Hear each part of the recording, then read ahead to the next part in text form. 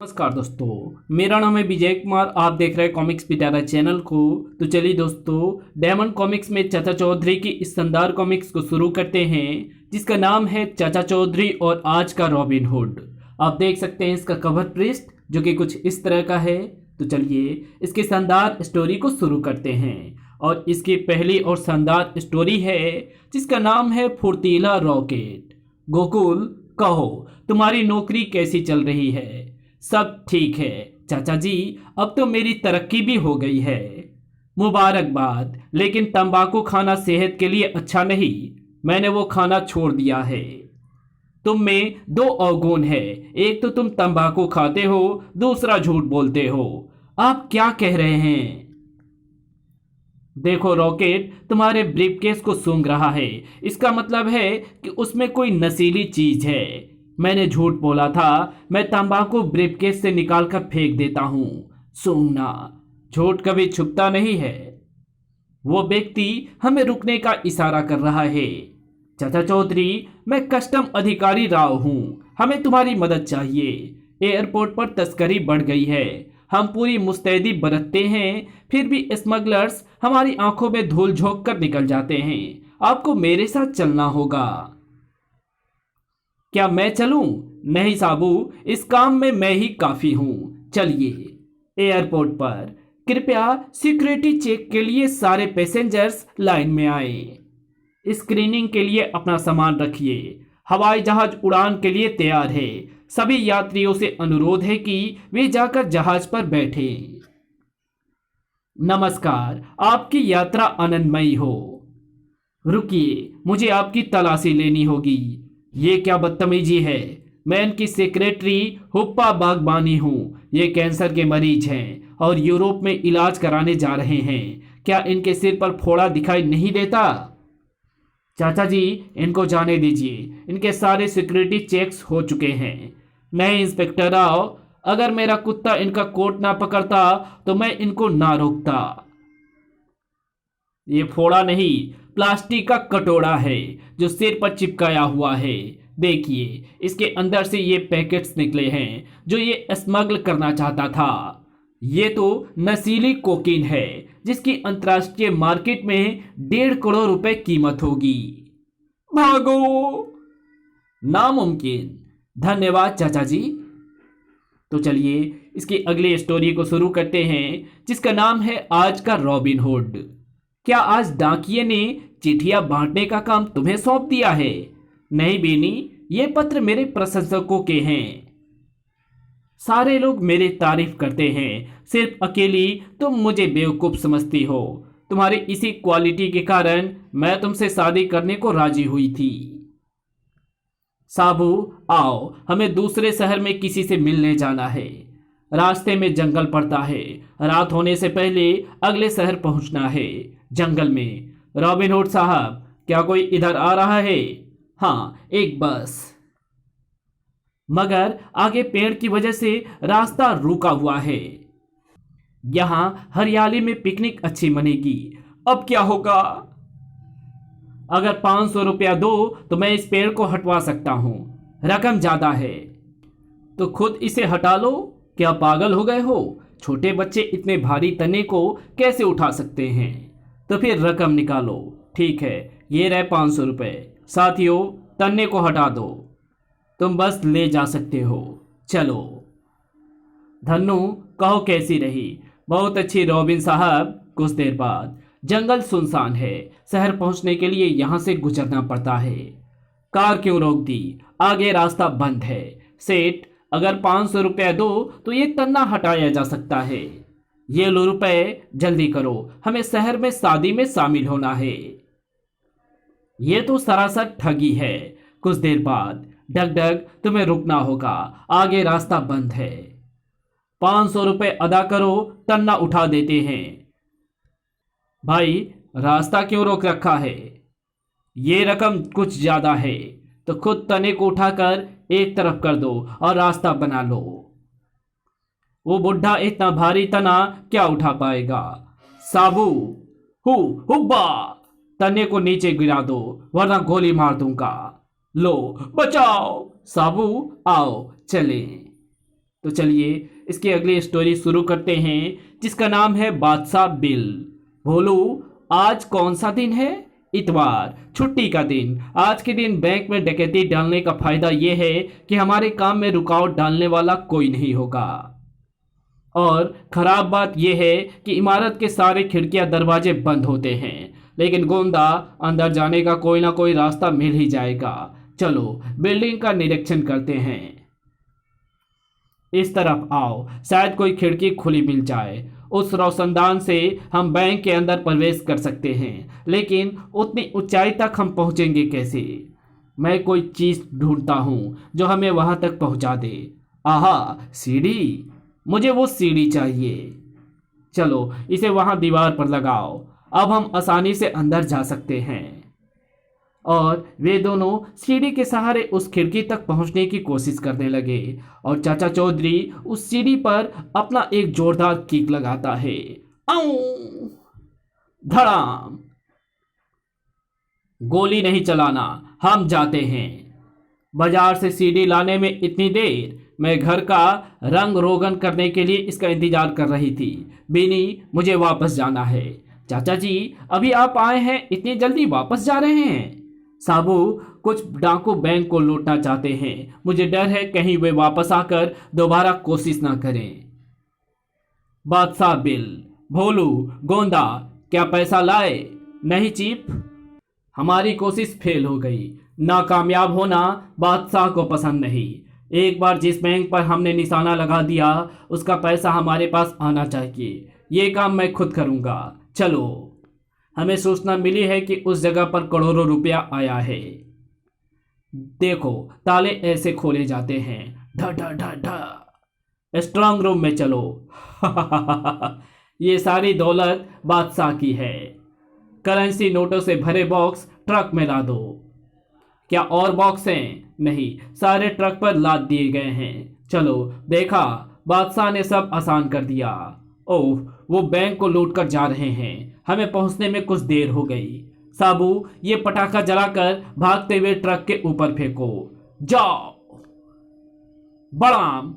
ये आवाज कैसी? बादशाह, उतर कर देखना होगा कहीं टायर पंक्चर तो नहीं हो गया।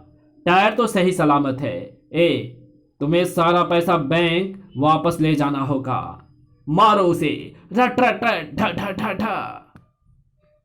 ओ हुब्बा, ओ ढ ढ ढ। आऊं, जाओ।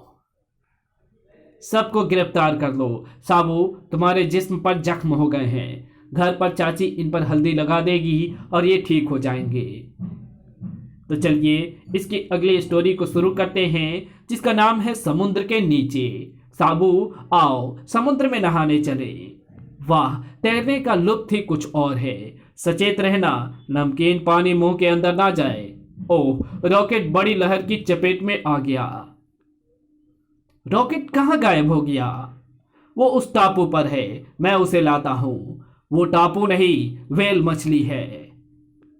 वो मेरे पास आ गया। मैं तुम्हें सुरक्षित तट पर पहुंचा देता हूं। जाओ, मैं वापस जाता हूं। साबू, पानी में डुबकी मारो, कभी वहां कीमती मोती मिलते हैं। समुद्र के अंदर मुझे और गहराई में जाना चाहिए। साबू को कुछ चीज मिली है। समुद्र तल में ये बॉक्स। वो उस बॉक्स को पानी की सतह पर ले जा रहा है। समुद्र किनारे जमीन पर हीरे, ये करोड़ों रुपए के होंगे। तो चलिए, हीरे हमारे हैं। इन्हें हम स्मगल करके ला रहे थे कि पुलिस आ गई। हमने इन्हें समुद्र की गहराइयों में डाल दिया ताकि बाद में निकाल सकें। मछड़ो, हटो। ओ, ये हीरे राष्ट्र की धरोहर है। इन्हें अधिकारियों को सौंप दो।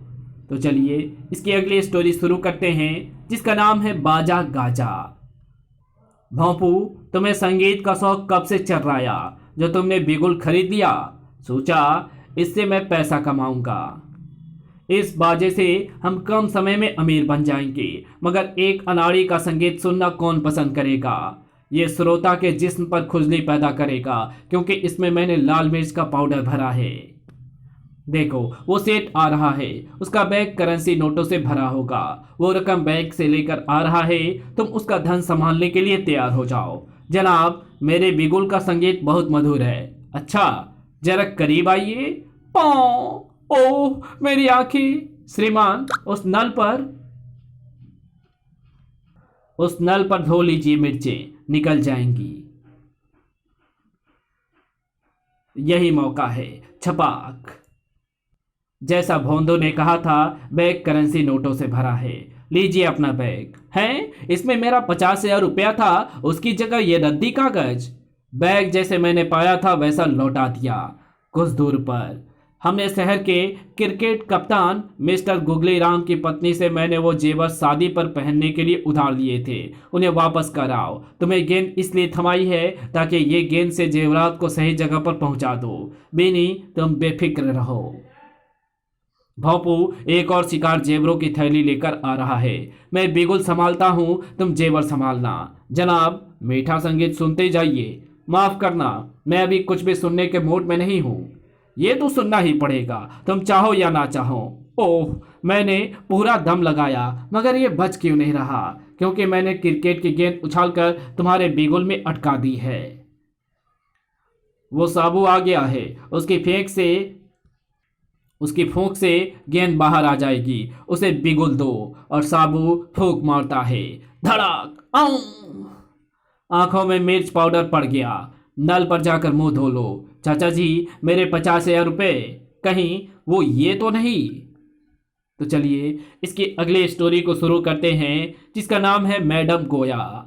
वो यही लगता है, ये मौका अच्छा है, मुझे उसके पास जाना चाहिए। चाचा चौधरी, मैं आपकी प्रशंसक हूँ, मेरा नाम गोया है।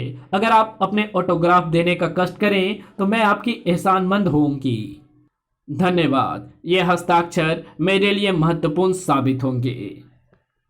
अब इस कागज पर जो मैं चाहती हूँ वो लिखती हूँ। तुम क्या लिखना चाहती हो? देखो, मैं मैडम गोया से 50,000 रुपये लेकर उसका बंधुआ मजदूर बनना कबूल करता हूँ। चाचा चौधरी, अब बाकी की उम्र तुम मेरे यहाँ काम करते बिताओगे। ये लो चाबी और मुझे ड्राइव करके मेरे घर ले चलो। ये धोखा है। मैं अपने फ्रेंड्स को बताऊंगी कि चाचा चौधरी जैसा नौकर मैंने बिना कुछ खर्च किए पा लिया। अरे ड्राइवर, कार तेज क्यों चला रहे हो? मैडम, मुझे गाड़ी धीरे चलाने की आदत नहीं है। आगे ट्रैफिक का सिपाही रुकने का इशारा कर रहा है। ये 1 वे ट्रैफिक है। आपने गाड़ी इस रास्ते पर लाकर कानून का उल्लंघन किया है। जुर्माना 1,000 रुपये। तुम्हारी वजह से मेरा 1,000 रुपये का नुकसान हो गया। मेरा घर आ गया। अंदर आओ और घर के कामकाज में जुट जाओ। मुझे क्या करना है जो मैं कहूंगी। इस मेज पोज को हटाकर टेबल साफ कर दो। खींचना। कड़ाक। तुमने मेरा कीमती कॉर्करी तोड़ डाली। मैडम, आपने ये तो नहीं कहा था कि कॉर्करी उठाकर मेज पोज हटाना। डिंग डोंग, कोई आया है। अगर वो मकान मालिक रघुनंदन हो तो उसे कह देना कि मैं घर पर नहीं हूँ। मैंने 3 साल से इस मकान का किराया नहीं दिया है। मैं मकान मालिक रघुनंदन हूँ। मैडम ने कहा है कि वो घर पर नहीं है। और ये सुनते ही आज मैं 36,000 रुपये किराए का वसूल करके ही जाऊंगा। निकल जाओ मेरे घर से। तो चलिए इसकी अगली स्टोरी को शुरू करते हैं, जिसका नाम है सीजा का डीजल। मालेबा, अपने ट्रैक्टर के लिए इतना डीजल कम रहेगा, तुम कैन भरकर क्यों नहीं लाए? सीजा, तुमने जितने पैसे दिए थे उतने में ये इतना ही आता है। उधार। दुकानदार कहता था कि तुमने पहले का हिसाब अभी तक नहीं चुकाया। हमें कैसे भी ट्रैक्टर के लिए डीजल लेना होगा, लेकिन कहां से? चाहे चोरी करनी पड़े। मालेबा, काम बन गया। देखो, वो ड्राइवर अपना ट्रक खड़ा कर रहा है। उसकी अनुपस्थिति में हम उससे डीजल निकाल लेंगे। ड्राइवर गया, यही मौका है। लेकिन गाड़ी के टैंक में ताला लगा होगा। उसकी फिक्र ना करो, मैं इस तार से ताला खोलूंगा और पाइप से डीजल निकाल लूंगा। आओ काम में जुट जाएं। ट्रक का डीजल साइफन के जरिए हमारे प्लास्टिक के कैन में चला गया है। लेकिन सीजा, हमारे कैन का डीजल उल्टा ट्रक में जा रहा है। लो, जो हमारे पास था उससे भी हाथ धो बैठे। मगर ये हुआ कैसे? मेरे ट्रक के टैंक में छोटी सी जेट मशीन लगी है जो नीचे के तरल पदार्थ को ऊपर खींचती है। वो इस वजह से हुआ है। मुझे अपना माल वापस चाहिए। ये नामुमकिन है। ट्रक को चलाने से डीजल की खपत हो जाएगी, तुम्हारे माल का यही उपयोग हो सकता है। सीजा, उसने हमारा नुकसान किया है, तुम गोली मारकर टायर पंक्चर कर दो, हिसाब बरोबर हो जाएगा। ठीक है, मैं पीछे के टायरों से शुरू करता हूँ। गोली पड़ते ही टायर फिस हो जाएगा और तभी डग डग आओ चले, घर आऊं, वो फिर हमें मात दे गया। इसी के साथ ये कहानी यही समाप्त होती है। तो आपको ये वीडियो कैसी लगी? वीडियो अच्छी लगी तो इस वीडियो को लाइक शेयर कमेंट जरूर कर देना। चैनल पे नए हो तो चैनल को सब्सक्राइब कर ऑल नोटिफिकेशन को सिलेक्ट जरूर कर लेना और हमारे इस वीडियो को जहां जरूरत हो वहां इसे शेयर जरूर कर देना। Thanks for watching my videos.